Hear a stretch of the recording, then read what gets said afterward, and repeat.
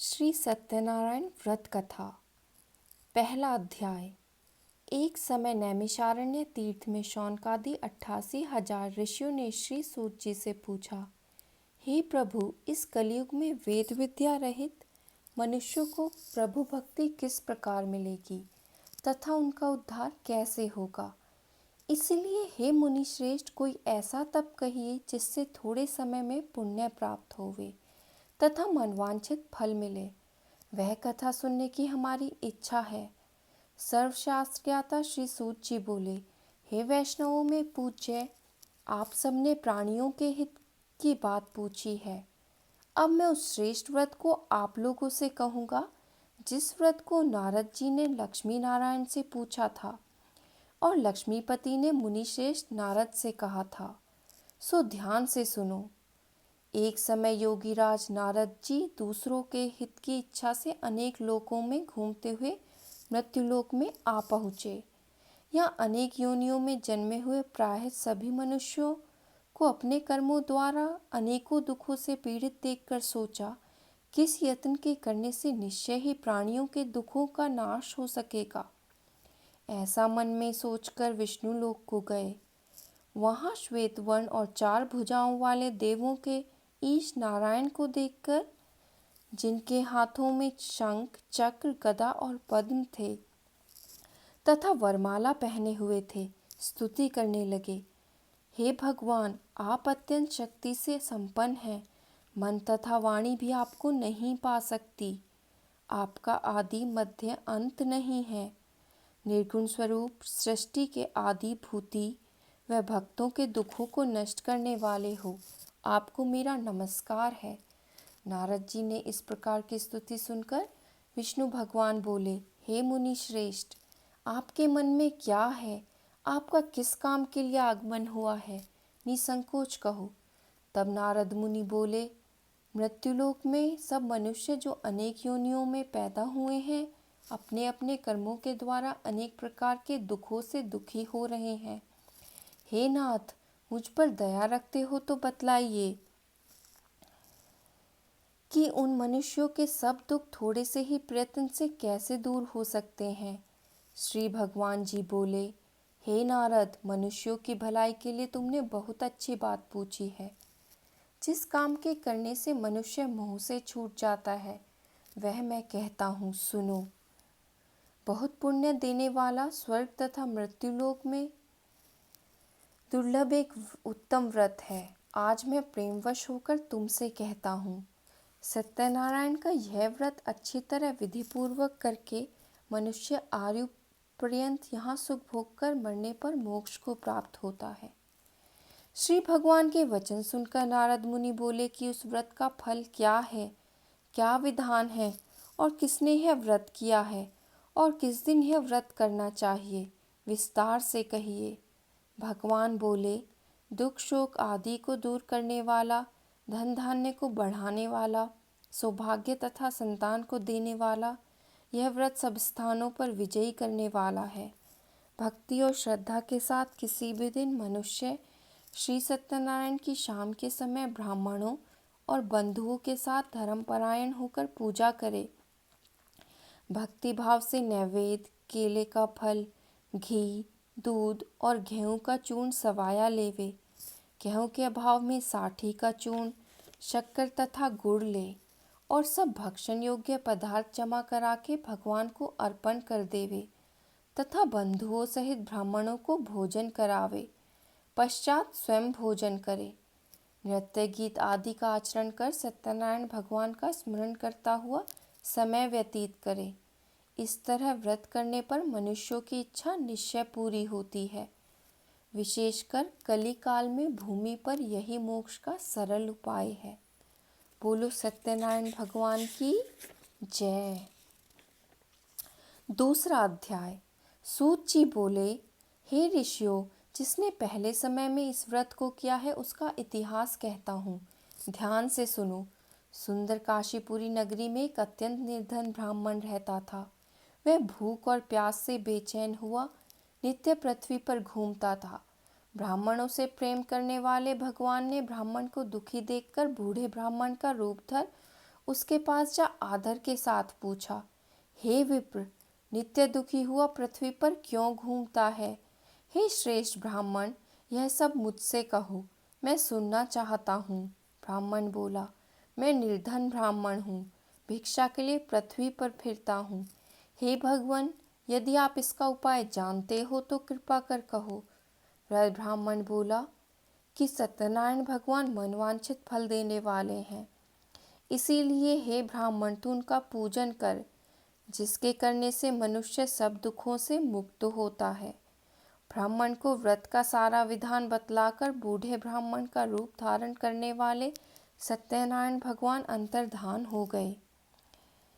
जिस व्रत को व्रत ब्राह्मण ने बतलाया है मैं उसको करूँगा, यह निश्चय करने पर उसे रात में नींद भी नहीं आई।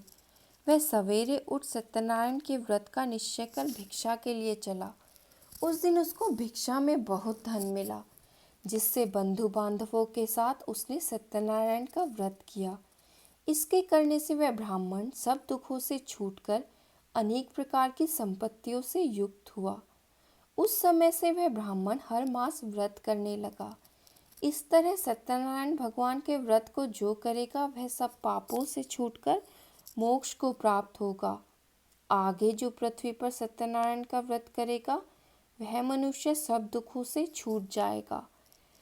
इस तरह नारद जी ने नारायण का कहा हुआ यह व्रत मैंने तुमसे कहा। हे विप्रो, मैं अब और क्या कहूँ? ऋषि बोले, हे मुनीश्वर, संसार में इस ब्राह्मण से सुनकर किस किसने इस व्रत को किया, हम वह सब सुनना चाहते हैं। इसके लिए हमारे मन में श्रद्धा है। सूत जी बोले, हे मुनियों, जिसने इस व्रत को किया है वह सब सुनो। एक समय ब्राह्मण धन और ऐश्वर्य के अनुसार बंधु बांधवों के साथ व्रत करने को तैयार हुआ। उसी समय एक लकड़ी बेचने वाला बूढ़ा आदमी आया और बाहर लकड़ियों को रखकर ब्राह्मण के मकान में गया। प्यास से दुखी लकड़हारा उनको व्रत करते देखकर ब्राह्मण को नमस्कार कर कहने लगा कि आप यह क्या कर रहे हैं और इसके करने से क्या फल मिलता है, कृपा करके मुझसे कहो। ब्राह्मण ने कहा, सब मनोकामनाओं को पूरा करने वाला यह सत्यनारायण भगवान का व्रत है। इसकी ही कृपा से मेरे यहाँ धन धान्य आदि की वृद्धि हुई है। ब्राह्मण से इस व्रत के बारे में जानकर लकड़हारा बहुत प्रसन्न हुआ। चरणामृत ले और प्रसाद खाने के बाद अपने घर को गया। लकड़हारे ने अपने मन में इस प्रकार का संकल्प किया कि आज ग्राम में लकड़ी बेचने से जो धन मिलेगा उसी से सत्यनारायण देव का उत्तम व्रत करूँगा। यह मन में विचार कर वह बूढ़ा आदमी लकड़ियाँ अपने सिर पर रखकर जिस नगर में धनवान लोग रहते थे वह ऐसे सुंदर नगर में गया। उस रोज वहाँ पर उसे उन लकड़ियों का दाम पहले दिनों से चौगुना मिला। तब वह बूढ़ा लकड़हारा दाम ले और अति प्रसन्न होकर पक्के केले की फली, शक्कर, घी, दुग्ध, दही और गेहूं का चूर्ण इत्यादि सत्यनारायण भगवान के व्रत की कुल सामग्रियों को लेकर अपने घर गया। फिर उसने अपने भाइयों को बुलाकर विधि के साथ भगवान जी का पूजन और व्रत किया। उस व्रत के प्रभाव से वह बूढ़ा लकड़हारा धन, पुत्र आदि से युक्त हुआ और संसार के समस्त सुख भोग कर बैकुंठ को चला। तीसरा अध्याय। सूत जी बोले, हे श्रेष्ठ मुनियों, अब आगे की कथा कहता हूँ, सुनो। पहले समय में उल्कामुख नाम का एक बुद्धिमान राजा था। वह सत्यवक्ता और जितेंद्रिय था। प्रतिदिन देव स्थानों पर जाता तथा गरीबों को धन देकर उनके कष्ट दूर करता था। उसकी पत्नी कमल के समान मुख वाली और सती साध्वी थी। भद्रशीला नदी के तट पर उन दोनों ने श्री सत्यनारायण का व्रत किया। उस समय में वहाँ एक साधु वैश्य आया। उसके पास व्यापार के लिए बहुत सा धन था। वह नाव को किनारे पर ठहराकर राजा के पास आ गया और राजा को व्रत करते हुए देखकर विनय के साथ पूछने लगा, हे राजन, भक्ति युक्त चित्त से आप यह क्या कर रहे हैं? मेरी सुनने की इच्छा है, सो आप यह मुझे बताइए। राजा बोला, हे साधु, अपने बांधवों के साथ पुत्र आदि की प्राप्ति के लिए महाशक्तिवान सत्यनारायण भगवान का व्रत व पूजन किया जा रहा है। राजा के वचन सुनकर साधु आदर से बोला, हे राजन, मुझसे इसका सब विधान कहो। मैं भी आपके कथनानुसार इस व्रत को करूँगा। मेरे भी कोई संतान नहीं है और इससे निश्चय ही होगी। राजा ने सब विधान सुन व्यापार से निवृत्त हो वह आनंद के साथ घर गया। साधु ने अपनी स्त्री से संतान देने वाले उस व्रत का समाचार सुनाया और कहा कि जब मेरे संतान होगी तब मैं इस व्रत को करूँगा। साधु ने ऐसे वचन अपनी स्त्री लीलावती से कहे। एक दिन उसकी स्त्री लीलावती पति के साथ आनंदित हो सांसारिक धर्म में प्रवृत्त होकर सत्यनारायण भगवान की कृपा से गर्भवती हो गई तथा 10वें महीने में उसके एक सुंदर कन्या का जन्म हुआ। दिनों दिन वह इस तरह बढ़ने लगी जैसे शुक्ल पक्ष का चंद्रमा बढ़ता है। कन्या का नाम कलावती रखा गया। तब लीलावती ने मीठे शब्दों में अपने पति से कहा कि जो आपने संकल्प किया था कि भगवान का व्रत करूंगा, अब आप उसे करिए। साधु बोला, हे प्रियस के विवाह पर करूंगा। इस प्रकार अपनी पत्नी को आश्वासन दे वह नगर को गया। कलावती पितृगृह में वृद्धि को प्राप्त हो गई। साधु ने जब नगर में सखियों के साथ अपनी पुत्री को देखा तो तुरंत दूध बुलाकर कहा कि पुत्री के वास्ते कोई सुयोग्य वर देख कर लाओ। साधु की आज्ञा पाकर दूत कंचन नगर पहुंचा और वहां पर बड़ी खोज और देखभाल कर लड़की के लिए सुयोग्य वणिक पुत्र को ले आया। उस सुयोग्य लड़के को देखकर साधु ने अपने बंधु बांधवों सहित प्रसन्नचित्त अपनी पुत्री का विवाह उसके साथ कर दिया, किंतु दुर्भाग्य से विवाह के समय भी उस व्रत को करना भूल गया। तब श्री भगवान क्रोधित हो गए और श्राप दिया कि तुम्हें दारुण दुख प्राप्त होगा। अपने कार्य में कुशल साधु बनिया जामाता सहित समुद्र के समीप स्थित रतनपुर नगर में गया और वहां दोनों ससुर जमाई चंद्रकेतु राजा के उस नगर में व्यापार करने लगे।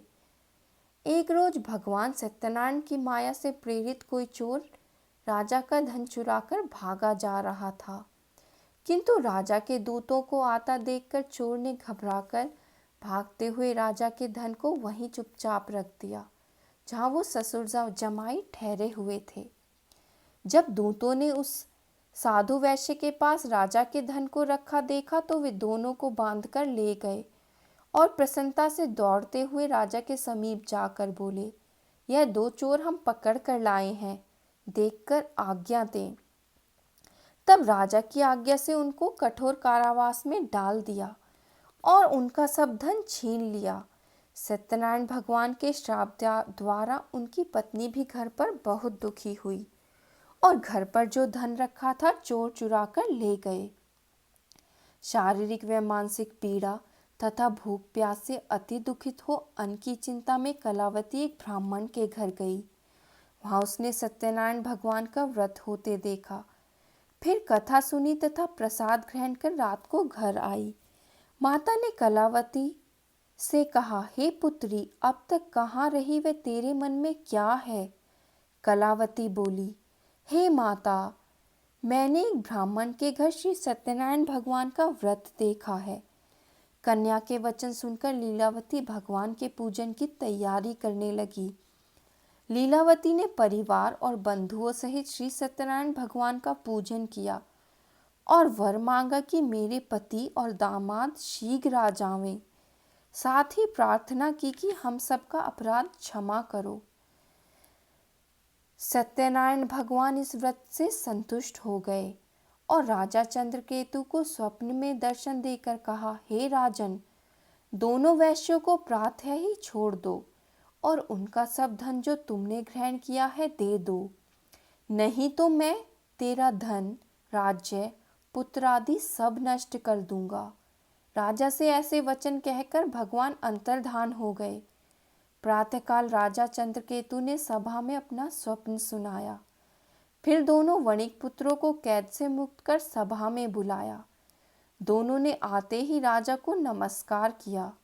राजा मीठे वचनों से बोला, हे महानुभावों, भाविवश ऐसा कठिन दुख प्राप्त हुआ है, अब तुम्हें कोई भय नहीं। ऐसा कहकर राजा ने उनको नए नए वस्त्राभूषण पहनाए तथा उनका जितना धन लिया था उससे दूना धन देकर आदर सहित विदा किया। दोनों वैश्य अपने घर को चल दिए। बोलो सत्यनारायण भगवान। चौथा अध्याय। सूत जी बोले, वैश्य ने मंगलाचार करके यात्रा आरंभ की और अपने नगर को चला। उनके थोड़ी देर निकलने पर दंडी वेशधारी सत्यनारायण ने उनसे पूछा, हे साधु, तेरी नाव में क्या है? अभिमानी वणिक हंसता हुआ बोला, हे दंडी, आप क्यों पूछते हो? क्या धन लेने की इच्छा है? मेरी नाव में तो बेल और पत्ते भरे हैं। वैश्य का कठोर वचन सुनकर भगवान ने कहा, तुम्हारा वचन सत्य हो।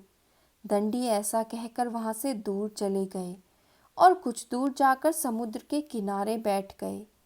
दंडी के जाने पर वैश्य ने नित्य क्रिया करने के बाद नाव को ऊंची ईठी देखकर अचंभा किया और नाव में बेलपत्ते आदि देखकर मूर्छित हो जमीन पर गिर पड़ा। फिर मूर्छा खुलने पर अत्यंत शोक प्रकट करने लगा। तब उसका दामाद बोला कि आप शोक न करें, यह दंडी का श्राप है, अतः उनकी शरण में चलना चाहिए, तभी हमारी मनोकामना पूरी होगी।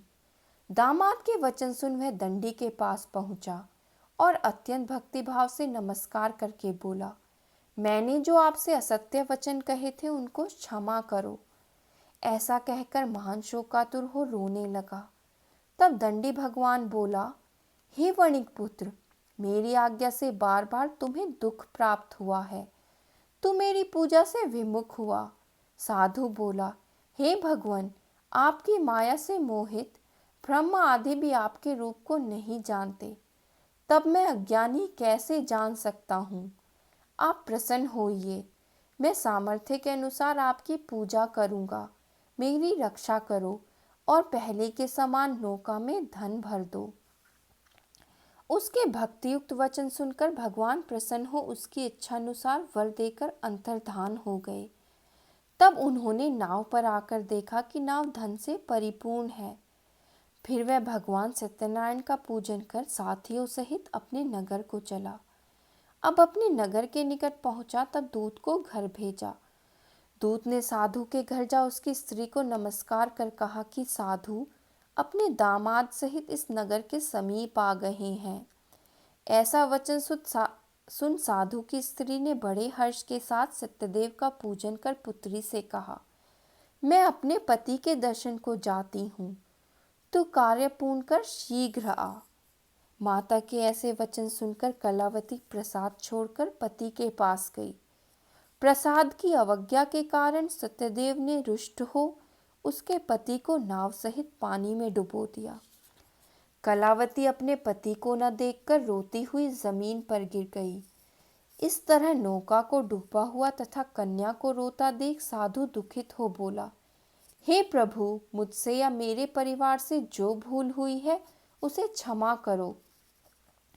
उसके दीन वचन सुनकर सत्यदेव प्रसन्न हो गए और आकाशवाणी हुई, हे साधु, तेरी कन्या मेरे प्रसाद को छोड़कर आई है, इसीलिए इसका पति अदृश्य हुआ है। यदि वह घर जाकर प्रसाद खाकर लौटे तो इसे पति अवश्य मिलेगा। ऐसी आकाशवाणी सुनकर कलावती ने घर पहुंचकर प्रसाद खाया, फिर आकर पति के दर्शन किए। तत्पश्चात साधु ने बंधु बांधवों सहित सत्यदेव का विधिपूर्वक पूजन किया। उस दिन से वह पूर्णिमा को सत्यनारायण का पूजन करने लगा। फिर इस लोक का सुख भोग कर अंत में स्वर्ग लोक को गया। बोलो सत्यनारायण भगवान की जय। 5वां अध्याय। सूत जी बोले, हे ऋषियों, मैं और भी कथा कहता हूँ, सुनो। प्रजापालन में लीन तुंगध्वज नाम का एक राजा था। उसने भी भगवान का प्रसाद त्याग कर बहुत दुख पाया। एक समय वन में जाकर वन्य पशुओं को मारकर बड़ के पेड़ के नीचे आया। वहां उसने ग्वालों की भक्ति भाव से बांधवों सहित सत्यनारायण का पूजन करते देखा। राजा देखकर भी अभिमानवश वहां नहीं गया और न नमस्कार ही किया। जब ग्वालों ने भगवान का प्रसाद उसके सामने रखा तो वह प्रसाद को त्याग कर अपनी सुंदर नगरी को चला। वहीं उसने अपना सब कुछ नष्ट पाया तो वह जान गया कि यह सब भगवान ने किया है। तब वह विश्वास कर ग्वालों के समीप गया और विधि पूर्वक पूजन कर प्रसाद खाया तो सत्यदेव की कृपा से पहले जैसा था वैसा ही हो गया। फिर दीर्घ काल तक सुख भोग कर मरने पर स्वर्गलोक को गया। जो मनुष्य इस परम दुर्लभ व्रत को करेगा, भगवान की कृपा से उसे धन धान्य की प्राप्ति होगी। निर्धन धनी और बंदी बंधन से मुक्त होकर निर्भय हो जाता है।